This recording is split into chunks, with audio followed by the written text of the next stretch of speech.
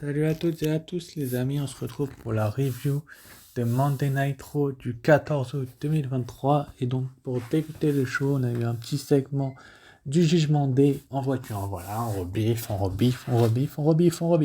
bref, donc Rhea Ripley, Damien Priest et Dominic Mysterio nous ont fait, je vais y arriver, une petite promo où tout simplement ils ont fait comprendre que tout simplement ils étaient une des meilleures équipes, ceci, cela. Tout le monde sait très bien que c'est pas vrai. Enfin bref, tout le monde sait aussi que le jugement day, on rajoute des caisses à chaque semaine et que c'est toujours pareil. Enfin bref, ils ont un petit peu provoqué Titi et Finn Balor, mais c'est Jilly McDonald qui va arriver pour un petit peu faire le porte-parole de Finn Balor. Est-ce que Finn Balor a réellement besoin d'un porte-parole? Je ne sais pas, mais en tout cas, ce qui est sûr, c'est que le jugement day dit que tu laisseras un message à Finn Balor en lui disant tout simplement que c'est quoi qu'il voulait dire ceci cela. Finalement Sami Zayn va arriver, ça va nous mener au premier match de la soirée. Sami Zayn, la moitié des champions par équipe, le Québécois à domicile, contre JD McDonagh, le Canadien des îles, enfin bref, le Québécois JD McDonagh face à Sami Zayn. Donc est-ce que Sami Zayn avait ce qu'il fallait pour le battre? La réponse est oui, tout simplement. Finn Balor va quand même tenter d'intervenir, mais il va pas y parvenir.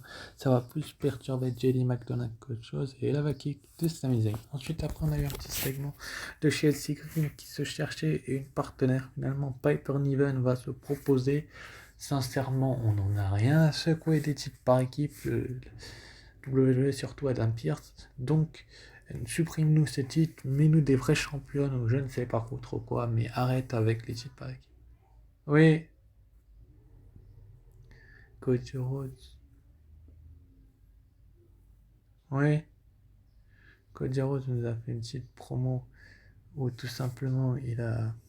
Comment je peux vous dire ça? Il a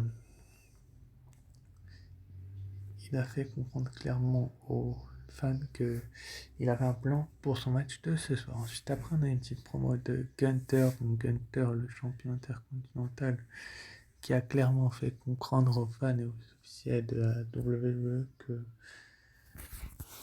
que tout simplement il était prêt à tout pour se débarrasser tout simplement de ses sbires, de l'Imperium tout simplement. Donc Gunther finalement va se débarrasser va envoyer Ludwig Kaiser sur le ring. Ludwig Kaiser qui va clairement nous faire comprendre tout simplement que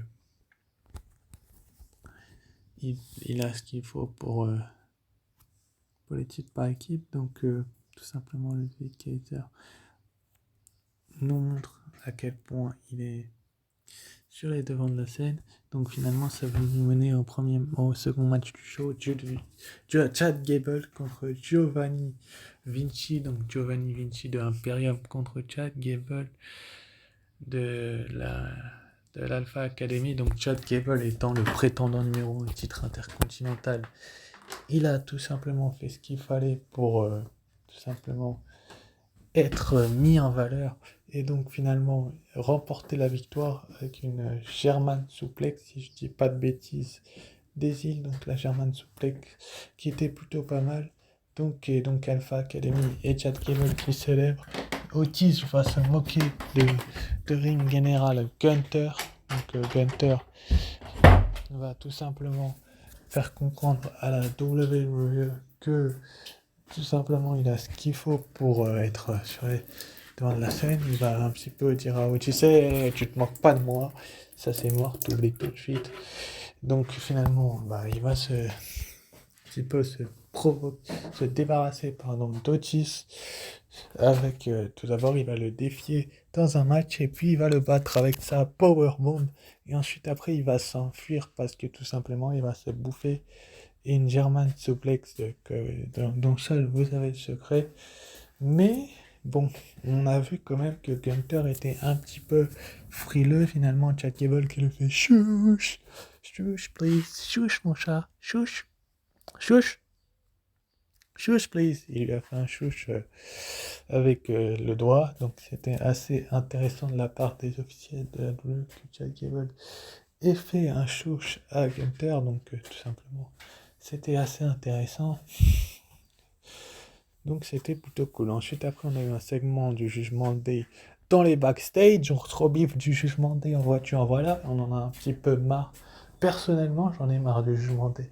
Et tout simplement, bah, une fois que t'en as marre, bah, tu te lasses assez vite. Donc j'ai trouvé le fait que le Jugement Day soit en pleine discussion, soit ça fait un peu trop. Bon, la Bloodline, c'est pareil, on n'en a rien à secouer. Ils nous ont montré, repiffé ce qui s'est passé à SmackDown, on en a un peu rien à secouer. On a l'impression que les deux c'est pareil, donc que à nous mettre. Tellement les choses sont longues, ennuyeux, tout ce que vous voulez. Bah, je trouve ça un peu bête de mettre la Bloodline. Enfin bref. Un résumé sur la Bloodline. Donc après on a eu Drew McIntyre et Matt Riddle qui ont fait équipe contre Viking Raiders, donc Ivar et Eric, les Imperium, qu'est-ce que je dis, les Viking Raiders, je vais y arriver, ça va faire rigoler quelqu'un que je suis trompé d'équipe, enfin bref, c'était le but, mais en tout cas, donc McIntyre et Riddle ont donc finalement remporté une victoire que seuls eux méritent, parce que je vois pas trop d'autres équipes mériter des victoires que Matt Riddle et Drew McIntyre, donc c'est plutôt assez intéressant de faire en sorte que tout simplement Drew McIntyre et Matt Riddle gagnent. Ensuite après on a eu Indy Hartwell accompagné de Rhea Ripley, de Candice LeRae, pardon, contre Rhea Ripley, la championne du monde qui était accompagnée de Dom Dom. Donc Dom Dom c'est Dominique Mysterio pour ceux qui ne le savent pas, donc ce qui est plutôt cool, c'est que Dom Dom, tout simplement, il n'est pas intervenu dans ce match. J'ai trouvé ça assez cool, mais encore une fois, on se revive du Judgment Day avec la championne du monde. À un moment donné, ils en ont un peu rien à secouer de ce que les fans pensent.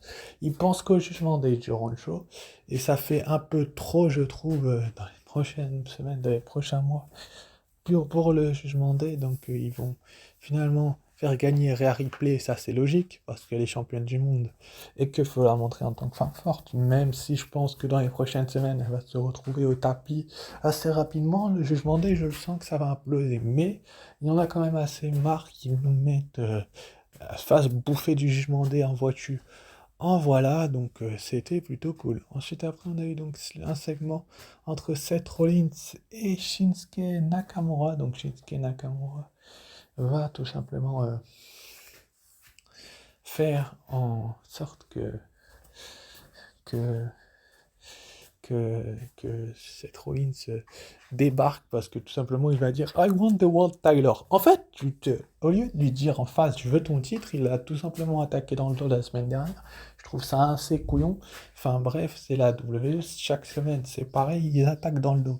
Enfin bref, Nakamura, Rollins lui a expliqué ça clairement, il va lui refoutre un Kinshasa et il va se réexpliquer la semaine prochaine, mais c'est assez drôle. On a eu un segment aussi du Miz qui était hyper marrant parce que franchement, le Miz en segment, t'en as plus qu'assez, mais c'est assez drôle pour le faire savoir aux fans. Ensuite, après, donc, tu as eu le Becky Lynch contre Trish Stratus, donc le match, le rematch de Becky Lynch, donc c'était où Zoe Stark était bannie des abords du ringside, donc c'était quand même assez intéressant de voir ce match-là où les deux se donnaient, franchement, ils se foutaient littéralement sur la gueule, excusez-moi l'expression, mais Trish Stratus se fout bien de la gueule des fans avec son histoire de nez parce que tout simplement, elle n'a pas grand-chose au nez, donc c'est plutôt cool que tout simplement, elles vont finalement finir par se battre dans le public, donc elles vont se foutre sur la tronche dans le public littéralement.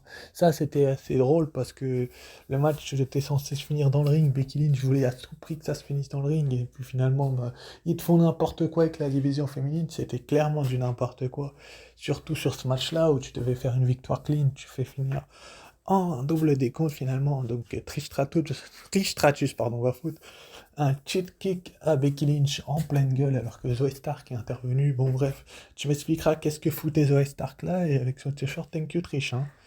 Enfin bref, en tout cas, c'était complètement bête, ballot et tout ce que tu veux. Donc ensuite, après, Adam Pearce va bien évidemment aller voir Trish Stratus et lui dire c'est quoi ça? Qu'est-ce qui s'est passé? C'est du n'importe quoi, etc. etc. C'est aussi de la faute de Becky Lynch, je comprends pas trop. Pourquoi il va juste voir Trish Stratus? Parce que tout simplement, ça doit être elle qui a voulu qu'elle se batte à l'extérieur, tout simplement, sans doute. Donc finalement, il va nous annoncer qu'on aura un steel cage match quand ou on n'en sait rien, peut-être à Payback. Enfin bref. Suite après, dans le main event, donc on a eu le match entre Cody Rhodes et Finn Balor. Et là, on se bouffe encore du Judgment Day. Et je comprends pas, t'as un show de 3 heures, tu te bouffes, tu nous fais bouffer Judgment Day sur Judgment Day sur Judgment Day. Tu as eu le Judgment Day au début du show, tu as eu Rhea Ripley, qui a eu son match, tu as eu Judgment Day en main event, tu as eu Judgment Day au milieu du show, tu finis sur le Judgment Day. En fait, tu fais comme là avec la Bloodline, mais sauf que c'est du côté droit avec le Judgment Day. Et ça, c'est chiant, clairement. Finalement, Cody Rhodes va remporter la victoire d'une manière je ne sais con, parce que franchement, il y a eu tellement d'interventions que je comprends pas trop comment il a pu s'en sortir. Mais finalement, donc, il va remporter la victoire, Cody Rhodes, et c'est plutôt cool de faire en sorte qu'il gagne, donc je vais pas me plaindre, mais je trouve qu'il y a trop de Judgment Day. Parce que ce qui va se passer après le match, c'est tout simplement que Cody Rhodes va célébrer, bien évidemment, on le voit avec le sourire sur cette image-là. Il a beaucoup encaissé, mais il a survécu à Finn Balor. Mais bon, comme par hasard, au lieu de finir sur Cody Rhodes victorieux, qui a une superbe image, super note et tout ce que tu veux, tu fais finir sur le Judgment Day qui passe à tabac et Cody Rhodes et Sami Zayn. C'est littéralement n'importe quoi, je trouve, parce que franchement, le fait que les deux soient passés à tabac, c'est totalement idiot, excusez-moi l'expression, mais c'est bête de finir là-dessus. Je suis désolé pour le gros mot, hein. J'espère que la vidéo ne sera pas coupée, mais franchement, c'est bête en fait. J'ai pas de mots, tellement Sami Zayn et Cody Rhodes se sont fait détruire que j'ai été obligé de lire ce mot-là en fait. Mais je suis désolé pour ceux qui suivent les vidéos. J'espère que la vidéo ne sera pas bannie en tout cas, parce que c'était pas le but. Mais en tout cas, j'en ai marre en fait du Judgment Day. Clairement, il y en a marre. On a l'impression de se bouffer la Bloodline, mais à Raw. Enfin bref, en tout cas, la semaine prochaine, on aura le New Day contre Drew McIntyre et Matt Riddle. Donc ils vont nous prendre un petit peu de temps dans ce match par équipe là, je suppose. Donc je vais en parler la semaine prochaine, bien évidemment. Donc ça va être plutôt cool et on aura donc le match pour le titre intercontinental entre Chad Gable et The Ring God, Gunther. Donc est-ce que Gunther va surpasser le règne de champion par équipe? J'en suis pas certain, en tout cas il n'y a rien de prévu pour le Judgment Day pour le moment, mais ils vont bien trouver un moyen de les faire catcher. Sur ce, je vous remercie d'avoir suivi cette vidéo et je vous dis à très vite pour une review de NXT. Sur ce, ciao, bye.